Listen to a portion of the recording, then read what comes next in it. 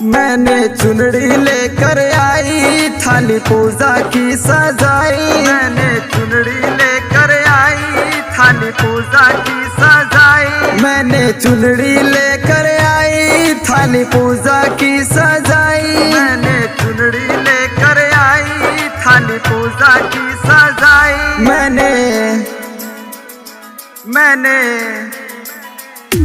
मैंने चुनरी लेकर आई, थाली पूजा की सजाई। मैंने चुनरी लेकर आई, थाली पूजा की सजाई। ओ मैया अब न हमें तू रुला, तू आके एक झलक दिखला, तू आके एक झलक दिखला। मैंने चुनरी लेकर आई, थाली पूजा की सजाई। ओ मैया अब न हमें तू रुला, तू आके एक झलक दिखला, तू आके एक झलक दिखला।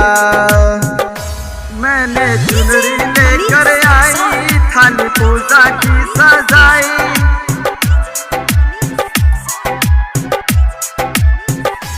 मैंने चुनरी लेकर आई, थाली पूजा की सजाई। तू काली रूप में आई, अजब की खेल दिखाई।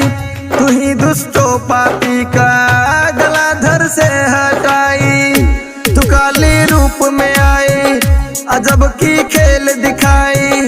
तू ही दुष्टों पापी का गला धर से हटाई।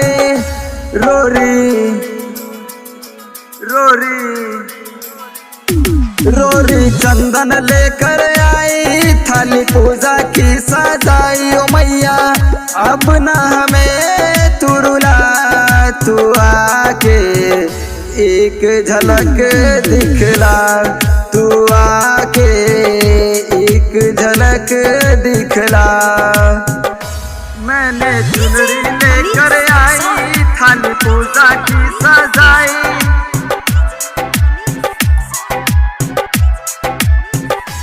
मैंने चुनरी लेकर आई, थाली पूजा की सजाई। तो प्रभु नारायण आया, माई का भजन लिखाया। तू ही सपनों में आती ओ मैया। तो सत्यनारायण आया, माई का भजन सुनाया। तू ही सपनों में आती ओ मैया। गोलू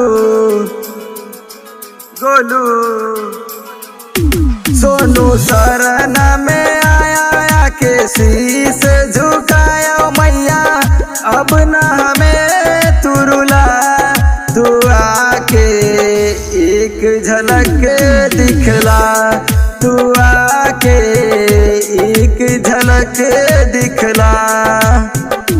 मैंने चुनरी लेकर आई, थाली पूजा की सजाई। ओ मैया अब न हमें तू रुला, तू आके एक झलक दिखला, तू आके एक झलक दिखला। पुष्पानी रिकॉर्डिंग स्टूडियो दरभंगा।